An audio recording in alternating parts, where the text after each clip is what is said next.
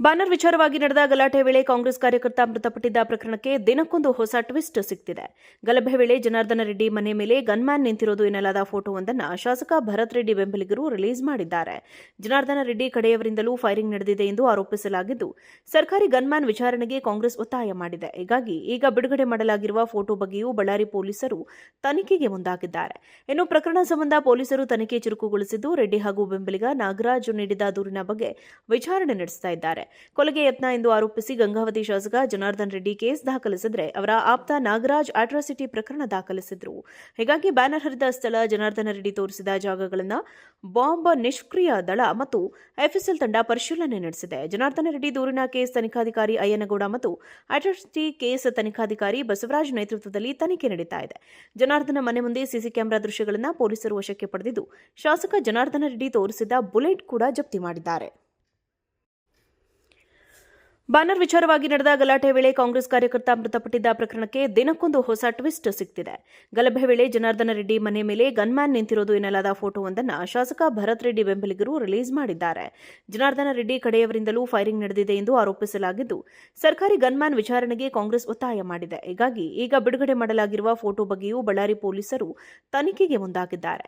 ಇನ್ನು ಪ್ರಕರಣ ಸಂಬಂಧ ಪೊಲೀಸರು ತನಿಖೆ ಚುರುಕುಗೊಳಿಸಿದ್ದು, ರೆಡ್ಡಿ ಹಾಗೂ ಬೆಂಬಲಿಗ ನಾಗರಾಜ್ ನೀಡಿದ ದೂರಿನ ಬಗ್ಗೆ ವಿಚಾರಣೆ ನಡೆಸ್ತಾ ಇದ್ದಾರೆ. ಕೊಲೆಗೆ ಯತ್ನ ಎಂದು ಆರೋಪಿಸಿ ಗಂಗಾವತಿ ಶಾಸಕ ಜನಾರ್ದನ್ ರೆಡ್ಡಿ ಕೇಸ್ ದಾಖಲಿಸಿದರೆ, ಅವರ ಆಪ್ತ ನಾಗರಾಜ್ ಅಟ್ರಾಸಿಟಿ ಪ್ರಕರಣ ದಾಖಲಿಸಿದ್ರು. ಹೀಗಾಗಿ ಬ್ಯಾನರ್ ಹರಿದ ಸ್ಥಳ, ಜನಾರ್ದನ ರೆಡ್ಡಿ ತೋರಿಸಿದ ಜಾಗಗಳನ್ನು ಬಾಂಬ್ ನಿಷ್ಕ್ರಿಯ ದಳ ಮತ್ತು ಎಫ್ಎಸ್ಎಲ್ ತಂಡ ಪರಿಶೀಲನೆ ನಡೆಸಿದೆ. ಜನಾರ್ದನ ರೆಡ್ಡಿ ದೂರಿನ ಕೇಸ್ ತನಿಖಾಧಿಕಾರಿ ಅಯ್ಯನಗೌಡ ಮತ್ತು ಅಟ್ರಾಸಿಟಿ ಕೇಸ್ ತನಿಖಾಧಿಕಾರಿ ಬಸವರಾಜ್ ನೇತೃತ್ವದಲ್ಲಿ ತನಿಖೆ ನಡೀತಾ ಇದೆ. ಜನಾರ್ದನ ಮನೆ ಮುಂದೆ ಸಿಸಿ ಕ್ಯಾಮೆರಾ ದೃಶ್ಯಗಳನ್ನು ಪೊಲೀಸರು ವಶಕ್ಕೆ ಪಡೆದಿದ್ದು, ಶಾಸಕ ಜನಾರ್ದನ ರೆಡ್ಡಿ ತೋರಿಸಿದ ಬುಲೆಟ್ ಕೂಡ ಜಪ್ತಿ ಮಾಡಿದ್ದಾರೆ. ಬ್ಯಾನರ್ ವಿಚಾರವಾಗಿ ನಡೆದ ಗಲಾಟೆ ವೇಳೆ ಕಾಂಗ್ರೆಸ್ ಕಾರ್ಯಕರ್ತ ಮೃತಪಟ್ಟಿದ್ದ ಪ್ರಕರಣಕ್ಕೆ ದಿನಕ್ಕೊಂದು ಹೊಸ ಟ್ವಿಸ್ಟ್ ಸಿಗ್ತಿದೆ.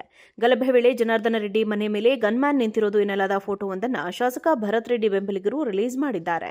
ಜನಾರ್ದನ ರೆಡ್ಡಿ ಕಡೆಯವರಿಂದಲೂ ಫೈರಿಂಗ್ ನಡೆದಿದೆ ಎಂದು ಆರೋಪಿಸಲಾಗಿದ್ದು, ಸರ್ಕಾರಿ ಗನ್ಮ್ಯಾನ್ ವಿಚಾರಣೆಗೆ ಕಾಂಗ್ರೆಸ್ ಒತ್ತಾಯ ಮಾಡಿದೆ. ಹೀಗಾಗಿ ಈಗ ಬಿಡುಗಡೆ ಮಾಡಲಾಗಿರುವ ಫೋಟೋ ಬಗ್ಗೆಯೂ ಬಳ್ಳಾರಿ ಪೊಲೀಸರು ತನಿಖೆಗೆ ಮುಂದಾಗಿದ್ದಾರೆ.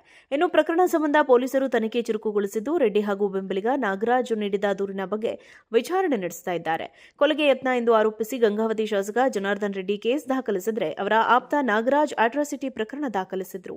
ಹೀಗಾಗಿ ಬ್ಯಾನರ್ ಹರಿದ ಸ್ಥಳ, ಜನಾರ್ದನ ರೆಡ್ಡಿ ತೋರಿಸಿದ ಜಾಗಗಳನ್ನು ಬಾಂಬ್ ನಿಷ್ಕ್ರಿಯ ದಳ ಮತ್ತು ಎಫ್ಎಸ್ಎಲ್ ತಂಡ ಪರಿಶೀಲನೆ ನಡೆಸಿದೆ. ಜನಾರ್ದನ ರೆಡ್ಡಿ ದೂರಿನ ಕೇಸ್ ತನಿಖಾಧಿಕಾರಿ ಅಯ್ಯನಗೌಡ ಮತ್ತು ಅಟ್ರಾಸಿಟಿ ಕೇಸ್ ತನಿಖಾಧಿಕಾರಿ ಬಸವರಾಜ್ ನೇತೃತ್ವದಲ್ಲಿ ತನಿಖೆ ನಡೀತಾ ಇದೆ. ಜನಾರ್ದನ ಮನೆ ಮುಂದೆ ಸಿಸಿ ಕ್ಯಾಮೆರಾ ದೃಶ್ಯಗಳನ್ನು ಪೊಲೀಸರು ವಶಕ್ಕೆ ಪಡೆದಿದ್ದು, ಶಾಸಕ ಜನಾರ್ದನ ರೆಡ್ಡಿ ತೋರಿಸಿದ ಬುಲೆಟ್ ಕೂಡ ಜಪ್ತಿ ಮಾಡಿದ್ದಾರೆ.